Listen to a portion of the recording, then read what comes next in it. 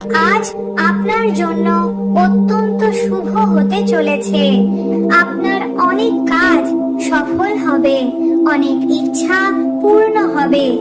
আমার প্রিয় সন্তান, আজ আমি আপনার সাথে কথা বলতে এসেছি। হৃদয়ের গভীরে ঢুকে আমি অনুভব করতে পারি সেই ব্যথা, সেই চিন্তা, সেই অস্থিরতা। কলিযুগে সব থেকে পূজিত দেবতা, সংকটের বিনাশকারী আমাদের সংকট মোচন হনুমানজি মহারাজের মন্ত্রের কেবল উচ্চারণ মাত্র থেকেই ইচ্ছে পূরণ হয়। শুরু করি এই মহাবলশালী মন্ত্রের জপ। কপিসরায় শ্রী মহাবলায় পবন নন্দনায় বুদ্ধিমতাং বরিষ্ঠং অঞ্জনি সুতায় শ্রী হনুমন্তায় ধন প্রদায় চ মর্মদাং। মম কপিসরায় শ্রী মহাবলায় পবন নন্দনায় বুদ্ধিমতাং বরিষ্ঠং অঞ্জনি সুতায় শ্রী হনুমন্তায় ধন প্রদায় চ মর্মদাং। মম কপিসরায় শ্রী মহাবলায় পবন নন্দনায় বুদ্ধিমতাং বরিষ্ঠং অঞ্জনি সুতায় শ্রী হনুমন্তায় ধন প্রদায় চ মর্মদাং। মম কপিসরায় শ্রী মহাবলায় পবন নন্দনায় বুদ্ধিমতাং বরিষ্ঠং অঞ্জনি সুতায় শ্রী হনুমন্তায় ধন প্রদায় চ মর্মদাং।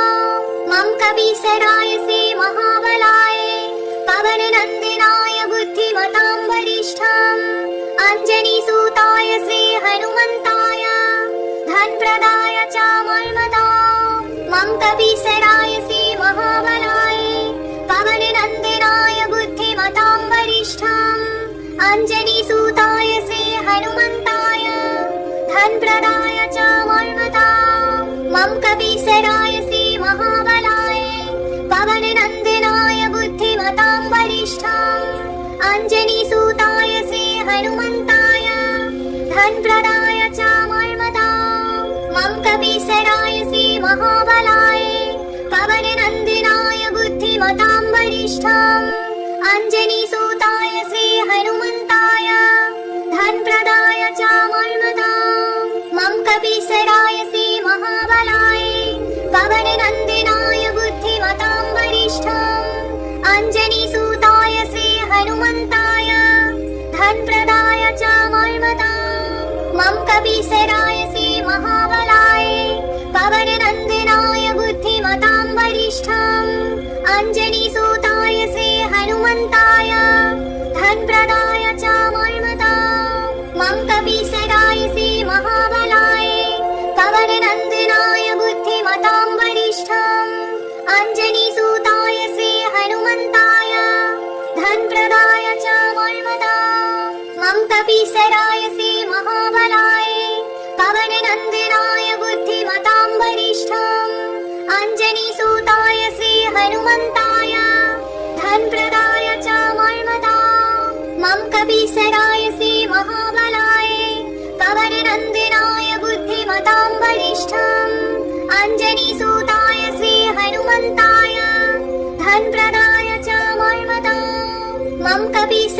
শ্রী মহাবলায় পবন নন্দনায় বুদ্ধিমতাং বরিষ্ঠং অঞ্জনি সুতায় শ্রী হনুমন্তায় ধন প্রদায় চ মর্মদাং। মম কপিসরায় শ্রী মহাবলায় পবন নন্দনায় বুদ্ধিমতাং বরিষ্ঠং অঞ্জনি সুতায় শ্রী হনুমন্তায় ধন প্রদায় চ মর্মদাং। মম কপিসরায় শ্রী মহাবলায় পবন নন্দনায় বুদ্ধিমতাং বরিষ্ঠং অঞ্জনি সুতায় শ্রী হনুমন্তায় ধন প্রদায় চ মর্মদাং। মম কপিসরায় শ্রী মহাবলায় পবন নন্দনায় বুদ্ধিমতাং বরিষ্ঠং অঞ্জনি সুতায় শ্রী হনুমন্তায় ধন প্রদায় চ মর্মদাং। মম কপিসরায় শ্রী মহাবলায় পবন নন্দনায় বুদ্ধিমতাং বরিষ্ঠং অঞ্জনি সুতায় শ্রী হনুমন্তায় ধন প্রদায় চ মর্মদাং। মম কপিসরায় শ্রী মহাবলায় পবন নন্দনায় अंजनीसुताय श्री हनुमन्ताय धनप्रदाय च मन्मथाम् मम कपीसराय श्री महाबलाय पवननन्दनाय बुद्धिमतां वरिष्ठम् अंजनीसुताय श्री हनुमन्ताय धनप्रदाय च मन्मथाम् मम कपीसराय श्री महाबलाय पवननन्दनाय बुद्धिमतां वरिष्ठम् अंजनीसुताय श्री हनुमन्ताय धनप्रदाय च मन्मथाम् मम कपीसराय श्री महाबलाय पवननन्दनाय बुद्धिमतां वरिष्ठम् अंजनीसुताय श्री हनुमन्ताय धनप्रदाय च मन्मथाम् मम कपीसराय श्री महाबलाय पवननन्दनाय बुद्धिमतां वरिष्ठम् अंजनीसुताय श्री हनुमन्ताय धनप्रदाय च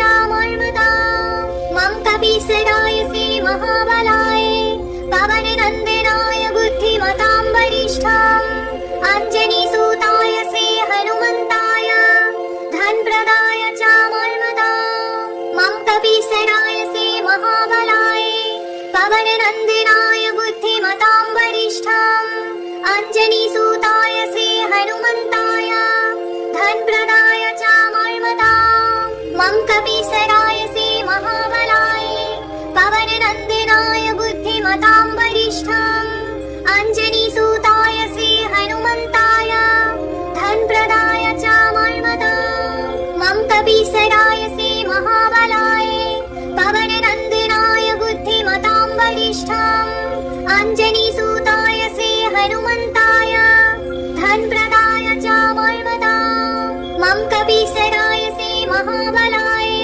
पवननन्दनाय बुद्धिमतां वरिष्ठम् अंजनीसुताय श्री हनुमन्ताय धनप्रदाय च मन्मथाम् मम कपीसराय श्री महाबलाय पवननन्दनाय बुद्धिमतां वरिष्ठम् अंजनीसुताय श्री हनुमन्ताय धनप्रदाय च मन्मथाम् मम कपीसराय श्री महाबलाय पवननन्दनाय बुद्धिमतां वरिष्ठम् अंजनीसुताय श्री हनुमन्ताय धनप्रदाय च मन्मथाम् मम कपीसराय श्री महाबलाय पवननन्दनाय बुद्धिमतां वरिष्ठम् अंजनीसुताय श्री हनुमन्ताय धनप्रदाय च मन्मथाम् मम कपीसराय श्री महाबलाय पवननन्दनाय बुद्धिमतां वरिष्ठम् अंजनीसुताय श्री हनुमन्ताय धनप्रदाय च मन्मथाम् मम कपीसराय श्री महाबलाय पवननन्दनाय बुद्धिमतां वरिष्ठम् अंजनीसुताय श्री हनुमन्ताय धनप्रदाय च मन्मथाम् मम कपीसराय श्री महाबलाय पवननन्दनाय बुद्धिमतां वरिष्ठम् अंजनीसुताय श्री हनुमन्ताय धनप्रदाय च मन्मथाम् मम कपीसराय श्री महाबलाय पवननन्दनाय बुद्धिमतां वरिष्ठम् अंजनीसुताय श्री हनुमन्ताय धनप्रदाय च मन्मथाम् मम कपीसराय श्री महाबलाय पवननन्दनाय बुद्धिमतां वरिष्ठम् अंजनीसुताय श्री हनुमन्ताय धनप्रदाय